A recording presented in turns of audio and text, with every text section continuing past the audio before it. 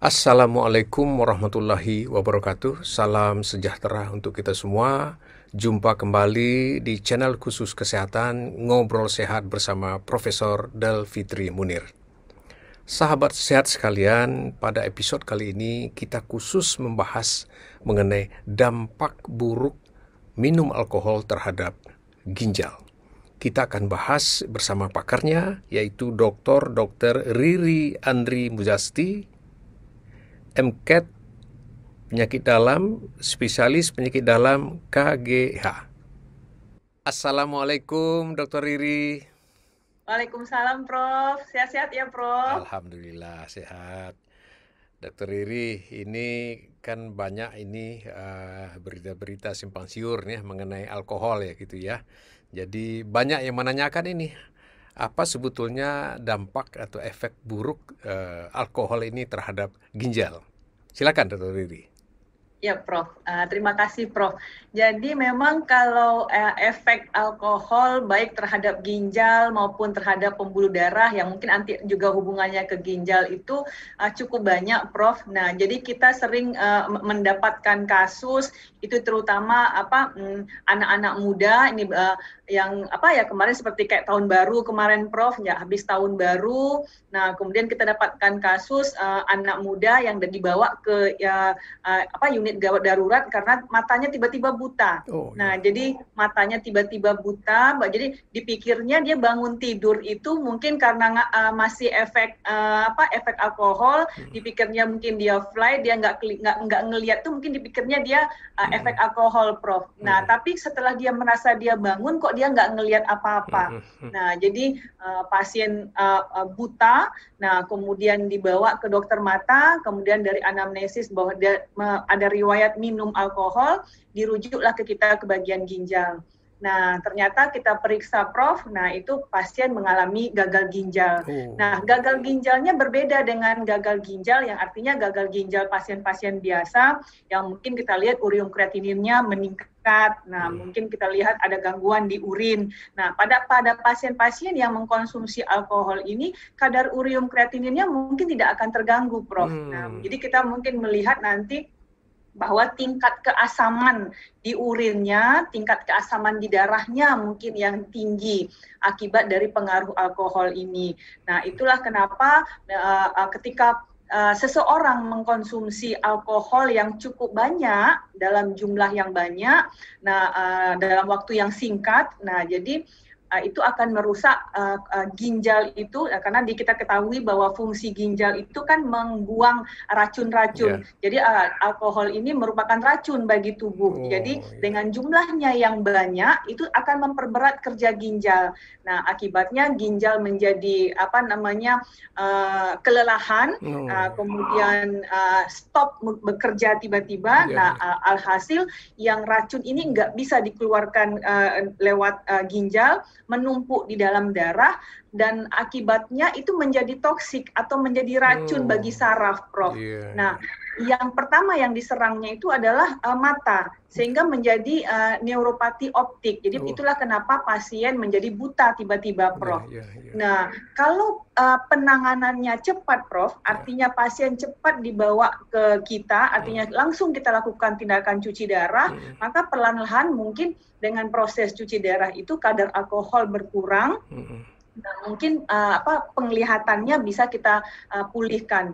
Nah, tetapi seringkali yang kita dapatkan itu pasien terlambat dibawa ke kita dan alhasil menjadi buta permanen, Prof. Nah, jadi bisa menyebabkan gagal ginjal akut, Prof. Kita bilang gagal ginjal akut, dan yang lebih menyedihkan itu kemudian karena racunnya tidak bisa dikeluarkan lagi oleh tubuh dan ginjalnya nggak mampu mengeluarkannya, maka pasien akan menjadi buta permanen. Nah, itu yang kita khawatirkan kalau dari segi ginjalnya itu, Prof. Ya, baik. Nah, ginjalnya sendiri bagaimana prognosisnya? Kemungkinan sembuhnya atau bisa kembali normal lagi enggak kalau sudah sampai dicuci darah itu?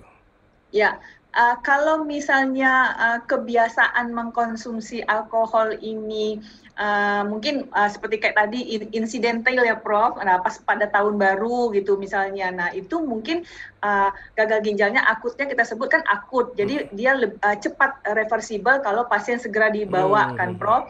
Nah tetapi kalau beda halnya misalnya kalau pasien ini mengkonsumsi alkohol ini terus menerus Prof, dalam jumlah yang banyak terus menerus artinya kecanduan ini Prof. Nah ini akan menyebabkan penyakit gagal ginjalnya yang kronis, Prof. Jadi berlangsung lama, sehingga kalau berlangsung lama itu tidak akan kembali sempurna. Nah, jadi artinya perjalanan penyakit gagal ginjalnya akan terus berjalan dan kemungkinan pada suatu saat itu akan menjadi penyakit ginjal tahap akhir juga, Prof.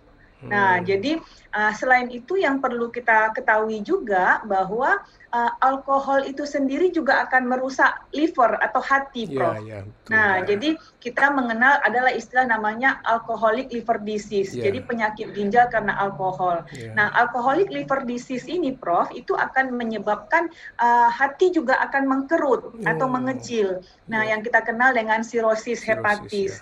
Nah, komplikasi sirosis hepatis itu sendiri juga adalah gangguan ginjal, Prof, yang kita kenal dengan namanya sindroma hepatorenal.